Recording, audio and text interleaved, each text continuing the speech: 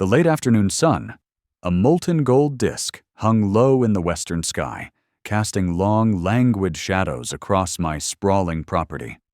It was the kind of light that made even the mundane majestic, and I, armed with my trusty DJI Mavic 3, was determined to capture every last shimmering detail.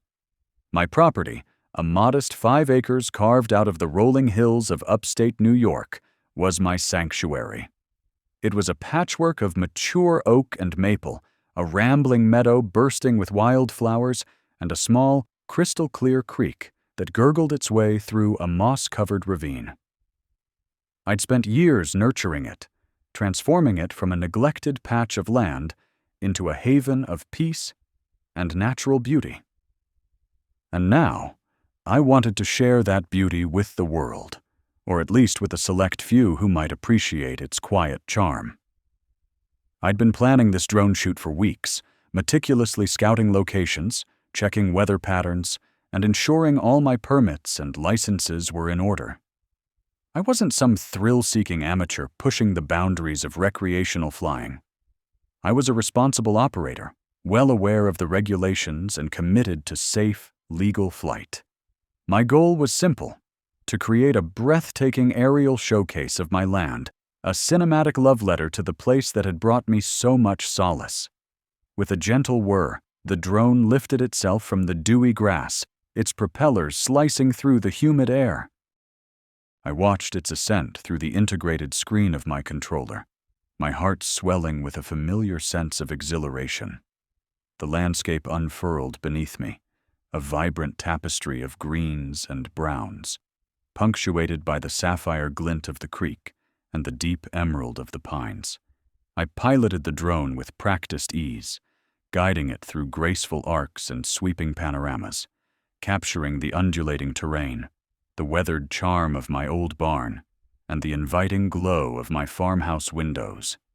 My nearest neighbor, a woman named Karen, lived on a similarly sized plot about a quarter-mile down the road. We'd exchanged pleasantries a handful of times over the years, polite nods from our respective driveways, brief conversations at the local farmer's market. She seemed intense. Her gaze often felt like a physical presence, a silent assessment that left me feeling slightly unsettled. She was a woman who clearly valued her privacy, and I respected that. My property bordered hers at the far western edge, a dense line of trees effectively acting as a natural buffer. I'd made sure my flight path kept a generous distance from her property line, well within the acceptable boundaries for recreational drone operation. My intention was to capture the grandeur of the ridgeline that overlooked both our properties, a panoramic vista that would be the crowning glory of my video. As I maneuvered the drone towards the western edge, the sunlight glinted off something metallic. It was her small, above-ground pool, a bright blue rectangle stark against the muted tones of her yard. She was there, a splash of color against the canvas of her patio furniture. She was sunbathing. I registered it, a fleeting observation, and immediately adjusted my drone's trajectory. I had no interest in her personal activities. My focus was on the natural beauty of the landscape, the sweeping vistas, the interplay of light and shadow on the trees. I continued my flight, capturing the majestic sweep of the ridgeline, the distant silhouette of the Catskills, the way the golden light painted the leaves in hues of amber and rose. The drone, a humming eye in the sky, danced with the wind, executing my commands with silent precision. Suddenly, my controller buzzed insistently. A notification flashed across the screen. Signal lost. My stomach did a little flip. This was unusual. The Mavic 3 had excellent range and a robust connection. I tried to re-establish the link, my fingers fumbling slightly with the controls. Nothing. The drone's position icon on the screen froze, a tiny red dot in the vast expanse of blue. Panic began to prickle at the edges of my consciousness. Had it malfunctioned? Had it crashed? Then a shrill, piercing sound cut through the gentle hum of the afternoon. It was a car horn, blaring with an almost manic intensity, coming from the direction of Karen's property. It didn't stop. It was a relentless, aggressive assault on the peaceful silence. My brow furrowed. What in the world was going on? I lowered the controller, straining to see through the trees. A moment later, a figure emerged from behind a cluster of bushes on Karen's property, waving her arms wildly. It was Karen. Her face was contorted in a mask of pure fury. She was pointing directly at the sky, at the general vicinity where my drone had last been seen. And then, even from this distance, I could see her mouth moving, her voice likely lost to the wind, but her gestures spoke volumes. She looked like a woman possessed. My initial concern for the drone morphed into a bewildered unease. What had I done? I'd been so careful, so mindful of her privacy. The honking continued, a desperate, demanding rhythm. It was a sound that spoke of outrage, of a perceived violation, and it was directed at me, at my drone, at my innocent attempt to capture the beauty of my own land. The golden afternoon light suddenly felt less benevolent, tinged with an unsettling tension. The peace I had sought to capture was being shattered by an unexpected storm of neighborly wrath. I had a sinking feeling that this was just the beginning of something far more complicated than a simple lost signal. The incessant honking continued, a desperate, demanding rhythm that spoke of outrage and a perceived violation directed squarely at me, at my drone, at my innocent attempt to capture the beauty of my own land. The golden afternoon light, which had moments before seemed so benevolent, now felt tinged with an unsettling tension. The peace I had sought to capture was being shattered by an unexpected storm of neighborly wrath. A sinking feeling, cold and heavy, settled in my stomach. This was just the beginning, I knew, of something far more complicated than a simple lost signal.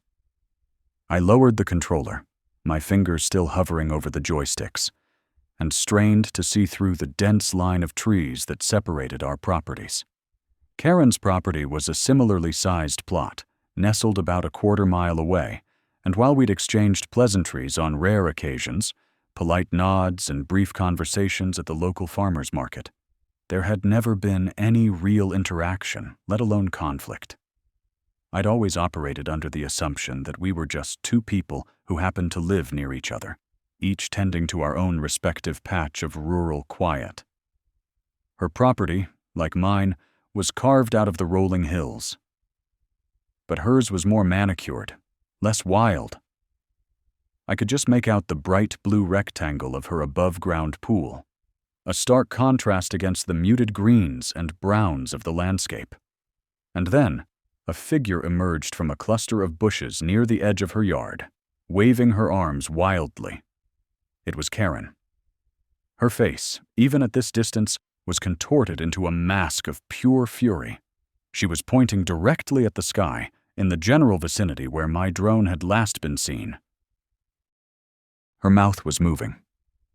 Her voice likely lost to the wind and the persistent blare of her car horn, but her gestures spoke volumes. This was a woman possessed. My initial concern, a flicker of annoyance at the noise, morphed into a bewildered unease. What had I done? I had been so careful, so mindful of her privacy. My drone's flight path had been meticulously planned, its trajectory designed to capture the grandeur of the ridgeline overlooking our properties, the crowning glory of my land.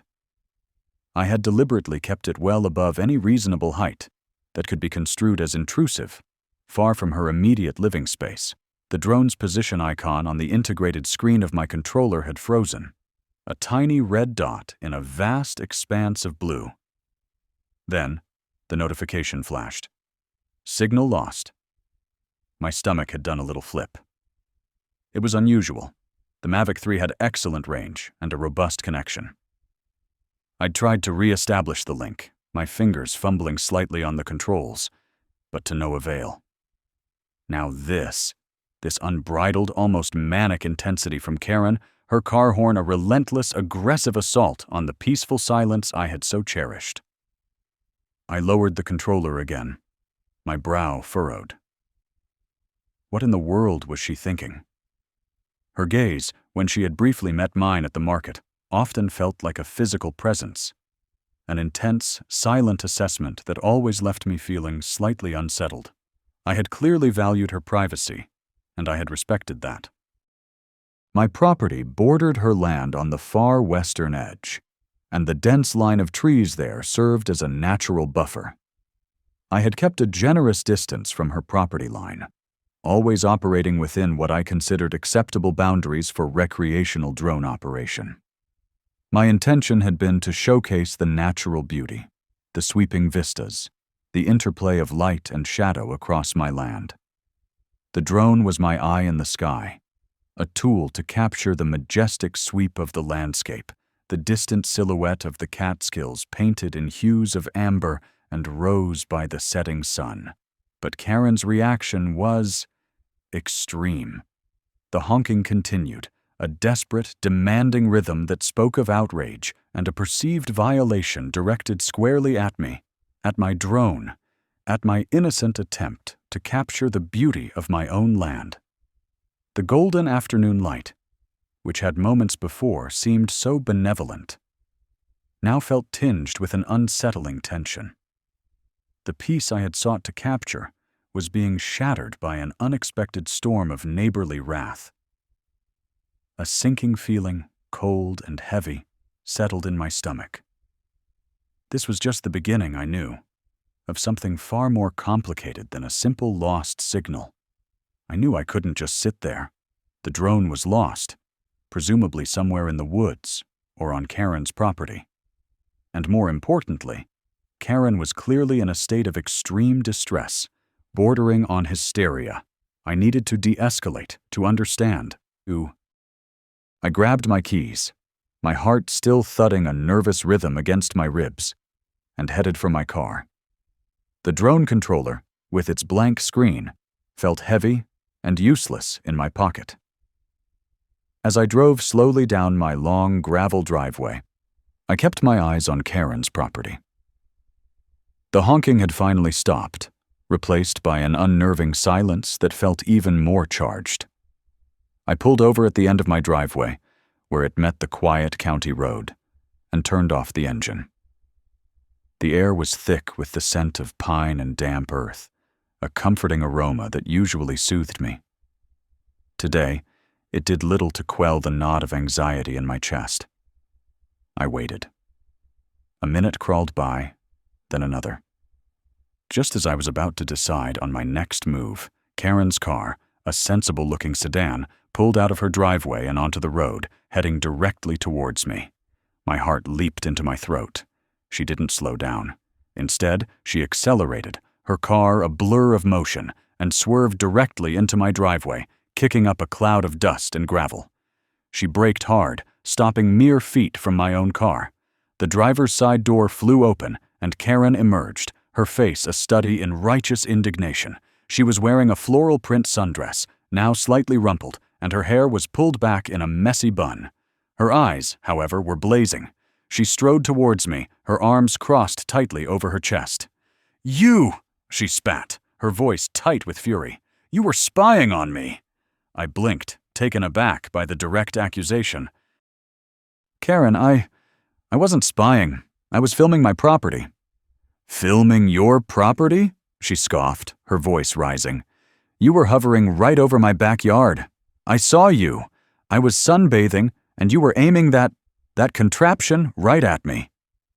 I shook my head, trying to keep my voice calm. "No, Karen, that's not what happened. My drone was nowhere near your backyard. I was filming the ridgeline, the trees, the natural beauty of my land." I gestured vaguely towards the rolling hills behind my house. "It was a planned flight path. I'm a registered drone operator. I have all the proper permits and licenses. I'm very aware of the regulations." "Permits and licenses?" she shrieked, her voice now cracking. "That doesn't give you the right to invade my privacy. I was in my own yard, in my own home. "Your yard is a quarter-mile away, Karen," I said, trying to inject a note of reason into the escalating confrontation. "And my drone was at a significantly higher altitude. I had no intention of observing you or your activities. My focus was on the landscape." "Don't lie to me!" She advanced another step, her eyes narrowing. "I saw it. It was right there. And then it just disappeared. You probably crashed it on purpose to get rid of the evidence." The accusation hung in the air, absurd and infuriating. "I did not crash it on purpose," I said, my patience wearing thin. "It lost signal. That's why it's not in the air anymore." "I was trying to re-establish the connection when you started honking." She threw her hands up in exasperation. "Oh, so it's my fault now?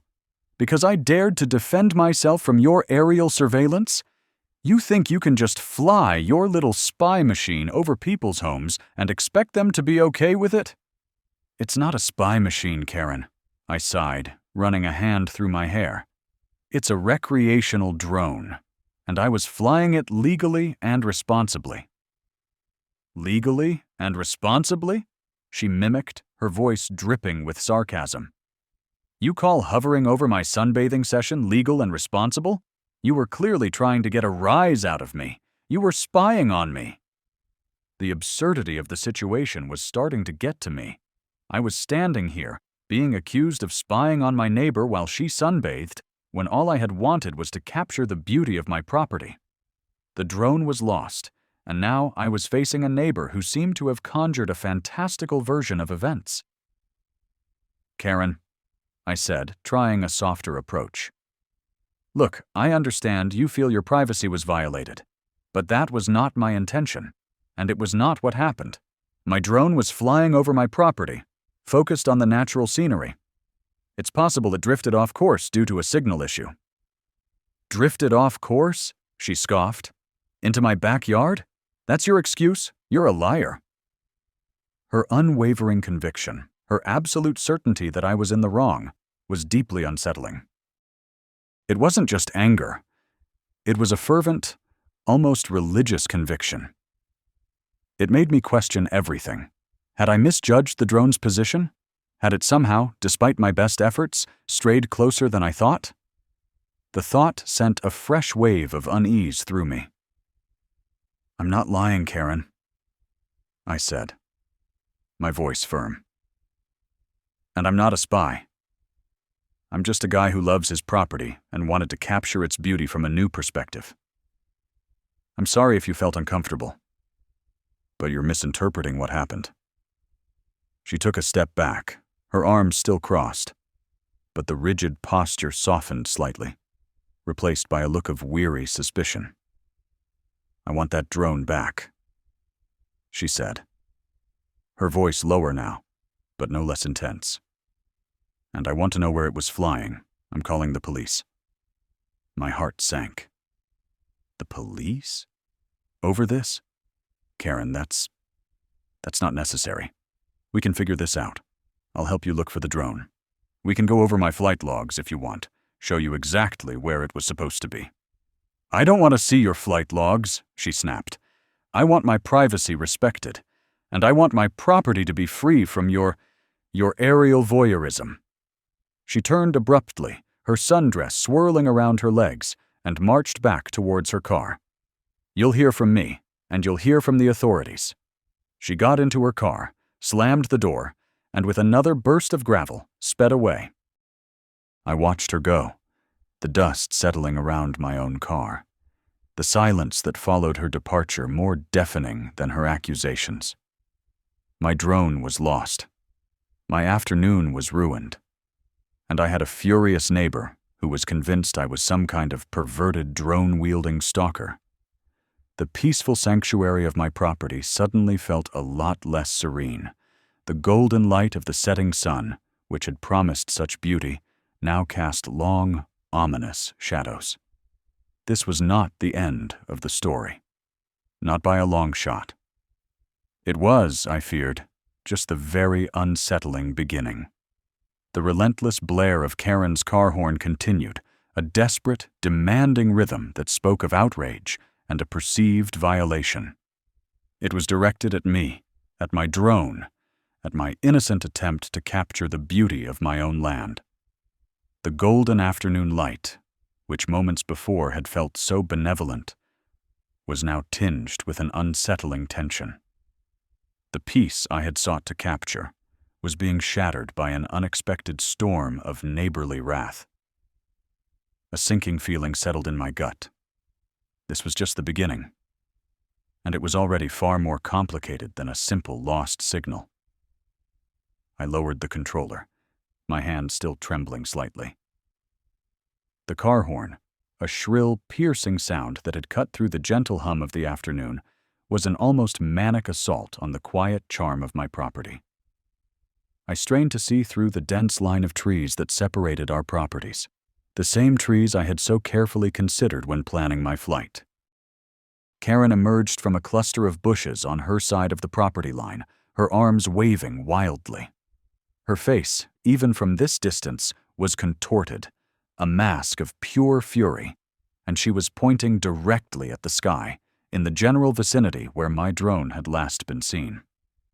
Her mouth was moving, her voice likely lost to the wind, but her gestures spoke volumes. This was not a woman who was merely annoyed. This was a woman possessed. My initial concern for the lost drone morphed into a bewildered unease. What had I done? I had been so careful, so mindful of her privacy. The honking, however, didn't stop. It was a desperate, demanding rhythm, a sound that spoke of outrage, of a perceived violation. It was directed at me, at my drone, at my innocent attempt to capture the beauty of my own land, the golden afternoon light, which moments before had felt so benevolent, was now tinged with an unsettling tension.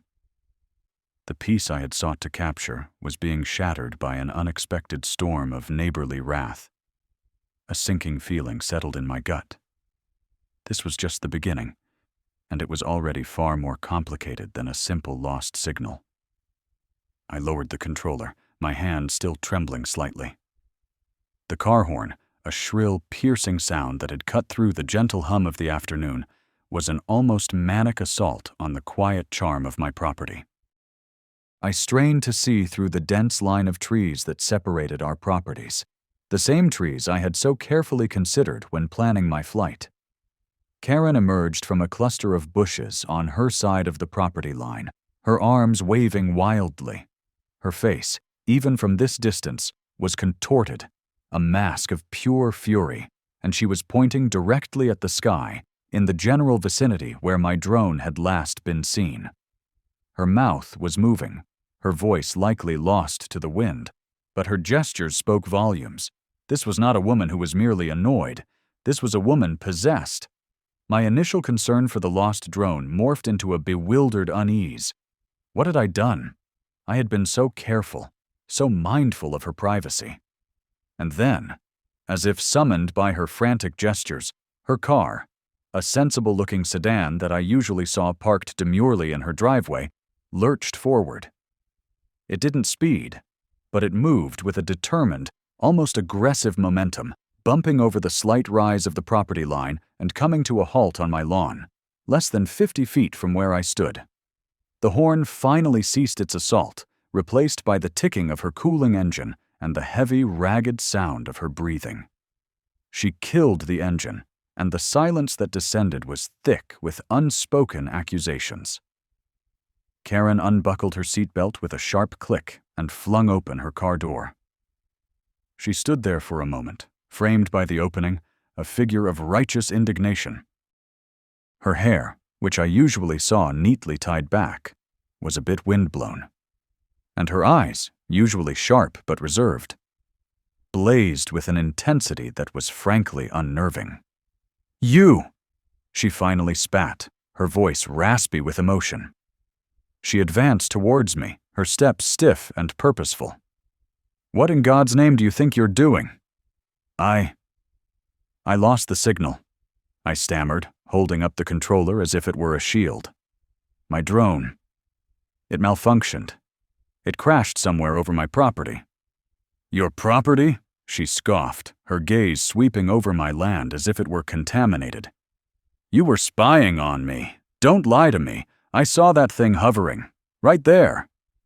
She pointed a trembling finger towards the section of sky where the drone had last been visible. I was out there, enjoying the sun, and then that machine was peeking at me. "I wasn't peeking at you, Karen," I said, trying to keep my voice calm and even. "I was filming the landscape. The trees, the creek, the ridgeline. I was over my own land. I always stay well within my property lines." I gestured vaguely to the west, towards the dense woods that served as our natural boundary. My drone was over there, above my oak trees. "Oh, I'm sure," she said, her tone dripping with sarcasm. "And you just happened to lose control of it when it was directly above my sunbathing spot? That's a mighty convenient coincidence, wouldn't you say?" Her eyes narrowed, and she took another step closer. Her gaze often felt like a physical presence, a silent assessment, and now it was amplified by her obvious anger. I felt a prickle of unease crawl up my spine. She clearly valued her privacy, and I respected that. But this was beyond reasonable. "I swear, Karen, I wasn't spying," I insisted, my voice gaining a little more strength. "I'm a responsible operator. I have my FAA registration. I follow all the rules. My intention was to capture the natural beauty of my property. That ridgeline, it's breathtaking from above, especially this time of day." "Breathtaking enough to invade my privacy?" She shot back, her voice rising. "I don't care about your ridgelines or your pretty trees. I care about my personal space. And you, sir, have just violated it in the most egregious way possible. I demand you retrieve that spy machine immediately." "I can't just retrieve it," I explained, my frustration mounting. "It's crashed. I don't even know where it is. I was trying to re-establish the signal when you started honking." "So, you're telling me you've lost your expensive toy, and now you expect me to just... what? Pretend it never happened?" She crossed her arms, her posture radiating defiance. "I'm calling the police. I'm reporting you for harassment, for aerial voyeurism." The phrase aerial voyeurism hung in the air, absurd and terrifying. I had never imagined such a scenario. My drone, a tool for capturing serene landscapes, was now being recast as a weapon of invasion. "Karen, please," I pleaded, "let's just calm down. I'll search for the drone. I'll find it, and I promise you, it will never come near your property again. I'll stay even further back. I'll fly at lower altitudes on my side. Whatever you want. Just don't call the police." She eyed me, her expression unreadable for a long moment. The fury hadn't entirely abated, but a flicker of something else, perhaps calculation, perhaps a desire for control, crossed her features. "You'll find it," she stated, not as a question, but as a command. "And you'll bring it to me. And then you'll tell me exactly what you were doing, every single second that thing was in the air." "I'll find it," I repeated, my voice firm now, tinged with a weariness that had settled in my bones. "And I'll bring it to you. But I need to search my own property first. It likely crashed somewhere in the woods." She nodded slowly, a curt, almost imperceptible movement. "Fine, but I'll be watching. And if I don't see you with that drone in my hands within the hour, I will be making that call, and I'll be telling them everything." She turned, her back stiff, and walked back to her car. She didn't get in immediately, but stood by the open door, her arms still crossed, her gaze fixed on me. It was a silent, unwavering vigil. The air felt heavy, thick with unspoken threats, and a deeply unpleasant sense of being judged. I watched her, a knot of dread tightening in my stomach. My peaceful afternoon, the serene vistas I had hoped to capture, had dissolved into this bizarre accusatory standoff. I had come out here seeking solace, a connection with the land. Instead, I'd found myself entangled in a neighborly dispute that felt utterly surreal. Turning away from Karen's watchful gaze, I surveyed my property. The drone was somewhere out there, lost in the dappled sunlight filtering through the leaves, a metallic bird grounded by a sudden, inexplicable failure. And I, its pilot, was now tasked with not only finding it, but also appeasing a fury I hadn't anticipated and couldn't quite comprehend. The rolling hills, usually a source of comfort, now seemed to stretch out before me like an obstacle course. The gentle gurgle of the creek felt distant, drowned out by the echo of Karen's accusations and the phantom blare of her horn. I started walking towards the western edge of my property, towards the dense line of trees where I suspected the drone might have fallen. My mind raced, replaying the flight path, trying to pinpoint the last known coordinates before the signal died. I knew the regulations, I knew the flight zones. I knew I hadn't intentionally crossed into her airspace. But Karen's conviction was palpable, her outrage a tangible force. As I pushed through the undergrowth, the familiar scent of damp earth and decaying leaves filled my nostrils. Sunlight, broken into 1,000 shimmering fragments by the canopy overhead, dappled the forest floor. I called out the drone's model name, a useless gesture, hoping against hope for a faint beep or a telltale glint of metal. The silence of the woods was a stark contrast to the recent cacophony, but it offered no comfort. It was a silence that felt watchful, expectant. I found it an hour later, nestled precariously in the branches of a mature oak, its propellers tangled in the leaves. It was intact, miraculously, but its landing gear had taken a slight hit, and one of the camera arms was bent at an awkward angle. Relief washed over me, quickly followed by a fresh wave of anxiety. I had to get it to Karen. I carefully extracted the drone from the tree, its weight surprisingly substantial in my hands. The controller, now inert and silent, felt heavy in my other pocket. As I retraced my steps, the setting sun cast long shadows, deepening the wood's mystery. I emerged from the trees, the drone cradled in my arms, and saw Karen's car still parked on my lawn, her figure still silhouetted against the car door, still watching. She didn't move as I approached, but her gaze sharpened as I drew nearer. I stopped a few feet away, holding the drone out towards her. "Here it is," I said, my voice hoarse. "It crashed in the woods. It's undamaged, mostly. Just a little bent." She stepped forward, her eyes fixed on the drone. She didn't reach for it. Instead, she looked at me, her expression a mixture of suspicion and something that might have been grudging acceptance. "So," she said, her voice lower now, the fury replaced by a cold, hard edge. "You weren't spying?"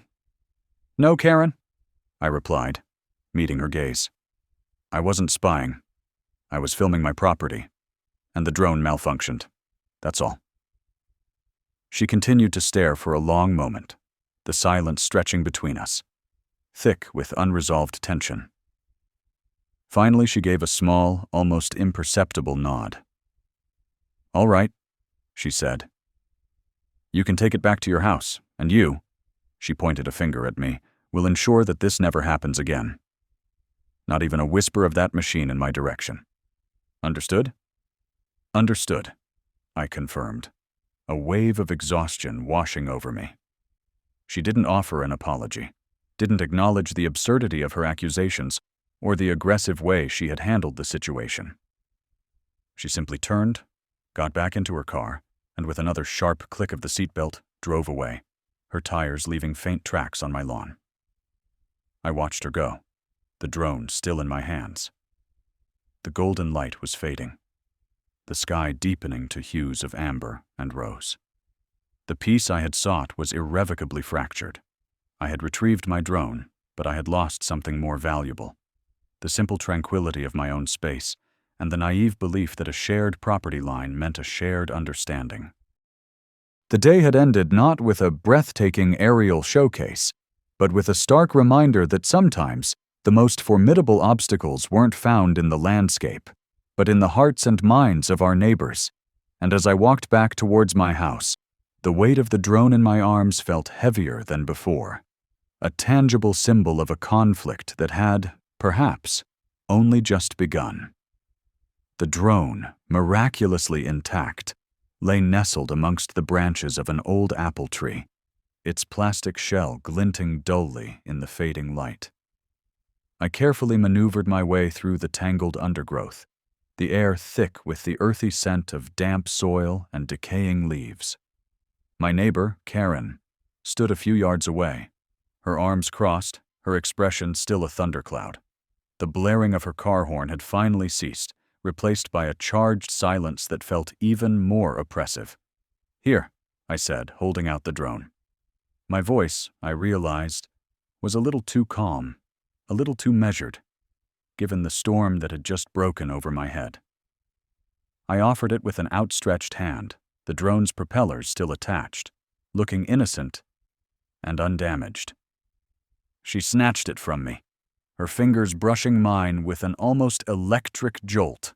Her eyes, sharp and assessing, raked over the drone, then over me.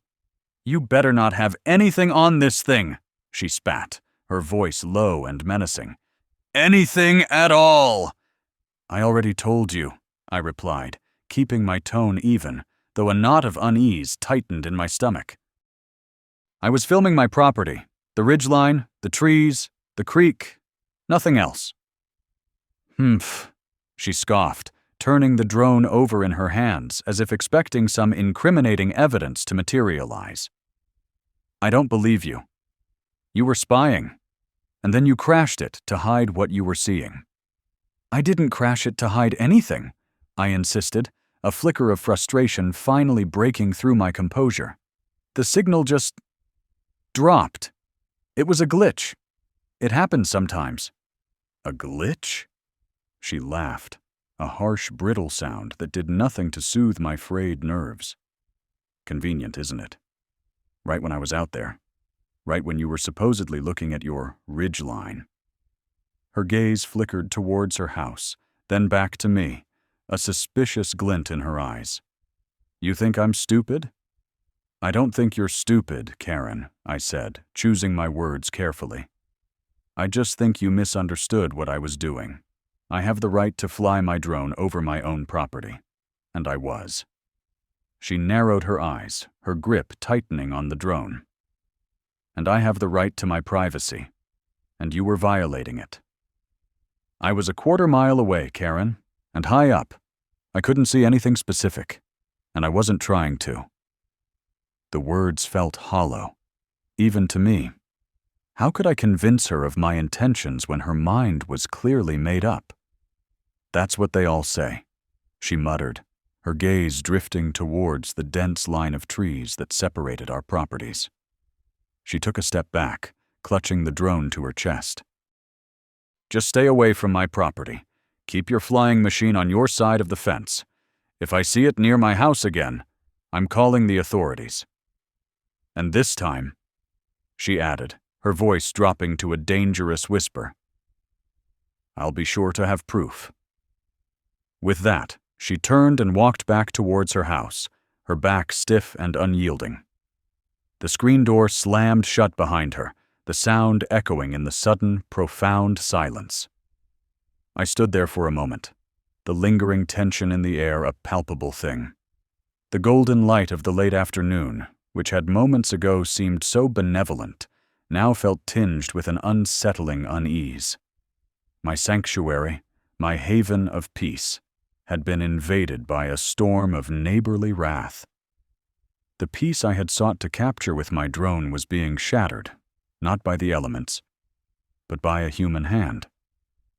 I looked up at the sky, at the vast expanse of blue that had been my canvas. It felt different now, charged with a new layer of complexity. I had come out here for solace, for a grand aerial showcase of the natural beauty I cherished, Instead, I had stumbled into a territorial dispute, a clash of perceptions, and, I suspected, a brewing conflict. Turning, I walked back towards my own house, the drone now retrieved, but the sense of calm irrevocably disturbed. As I reached my driveway, I glanced back at Karen's property. The house was silent, the curtains drawn. The above-ground pool, that bright blue rectangle, seemed to mock me with its cheerful hue. It was a stark reminder of the intrusion, the perceived violation. The incident, I knew, was far from over. Karen's parting words, her unwavering conviction, echoed in my mind. If I see it near my house again, it wasn't just a warning, it was a declaration. This wasn't a simple misunderstanding that would fade with the setting sun. This was the beginning of something. And I had a sinking feeling that whatever it was going to be far more complicated than a lost drone signal. The next few days were a strange, quiet prelude. I continued my usual routines, tending to the garden, walking the perimeter of my property, but a subtle tension hummed beneath the surface of my peace. Every rustle in the trees, every distant sound seemed to carry a new weight, a potential harbinger of further confrontation. I found myself glancing towards Karen's property more often than I liked, my gaze instinctively scanning the tree line, half expecting to see her peering out, her eyes narrowed in suspicion. I decided to err on the side of caution. For the time being, my drone remained grounded. I didn't want to give Karen any further ammunition, any more reason to believe I was deliberately encroaching on her territory. Instead, I focused on grounding myself, on reconnecting with the land in a more traditional way. I spent hours walking the trails that snaked through my woods, listening to the gurgle of the creek, the whisper of the wind through the mature oak and maple trees. I found a certain solace in the familiar rhythms of nature, a counterpoint to the jarring disruption of the previous week. Yet, the incident lingered like a phantom ache. I replayed the scene in my mind countless times. Had I been too close? Had my drone, even for a fleeting moment, drifted over her property line? I had meticulously checked the flight logs, the GPS data. The drone had never once crossed into her airspace. The closest it had come was when I had been circling the ridgeline, a good quarter-mile away, capturing the sweeping panorama. From that distance, even with the drone's powerful camera, it would have been impossible to discern any specific details of her yard, let alone her. The idea that I was spying on her sunbathing felt absurd, a paranoid delusion born of her own insecurities. But Karen hadn't seen the flight logs. She hadn't seen the GPS data. She had seen what she believed to be a violation, and her reaction had been swift and furious. I understood the importance of privacy, of respecting boundaries, especially in a rural setting where property lines could feel more fluid and personal.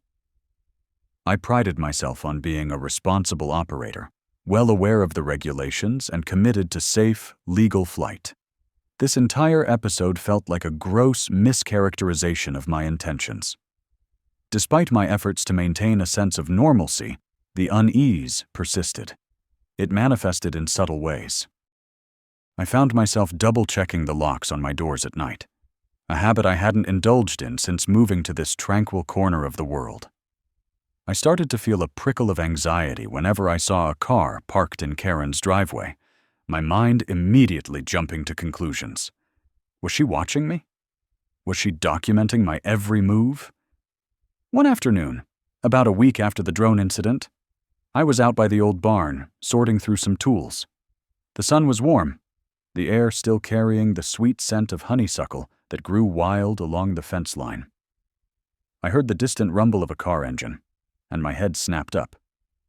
It was Karen, driving her sedan slowly along the road that bordered the far western edge of my property. She wasn't speeding, wasn't honking, but her presence felt like a deliberate statement. She drove past, her head turned, her gaze fixed on my land. I could feel her eyes on me, a silent, unsettling assessment. When she finally rounded the bend and disappeared from view, I let out a breath I hadn't realized I was holding. This constant vigilance, this low-grade anxiety, was exhausting. It was chipping away at the very peace I had sought to cultivate here. Later that week, I decided I couldn't let this fester. I needed to address it, to try and establish some form of understanding, however fragile. I found myself walking towards the dense line of trees that formed the natural buffer between our properties. It was a warm evening, the sky painted with hues of amber and rose. I wasn't carrying the drone, just myself. I reached the edge of the woods, the familiar boundary, and looked towards Karen's house. A faint light glowed from one of her windows. Taking a deep breath, I called out, "Karen, it's me, your neighbor." There was a pause, a long, pregnant silence. Then the porch light flicked on, and she appeared in the doorway, silhouetted against the light. She didn't come out, just stood there, observing me. "What do you want?" she asked, her voice flat, devoid of any warmth. "I just wanted to talk," I said, keeping my voice calm and even. "About what happened last week. I want to make sure we're clear. I wasn't spying on you. I was filming my property, and my drone malfunctioned. I have no interest in your privacy. I value my own, and I respect yours." She stepped out onto the porch, closing the door behind her. She was wearing a bathrobe, her hair pulled back in a loose bun. Her expression was still guarded, but perhaps a sliver less hostile than before. "You were too close," she stated, not as an accusation, but as a fact. "I was not," I countered gently. "I was a quarter-mile away, over my own land. My footage will show that." "I don't care about your footage," she said, her gaze hardening slightly. "I care about what I saw, and what I heard. That horn was not a malfunction, was it?" I hesitated. The horn. That had been her immediate, overwhelming reaction. "No," I admitted. "The horn wasn't a malfunction. I was upset and scared. I thought you were going to attack me, or the drone. It was a reaction to the situation." She nodded slowly, absorbing my words. "Well, you scared me too. You don't know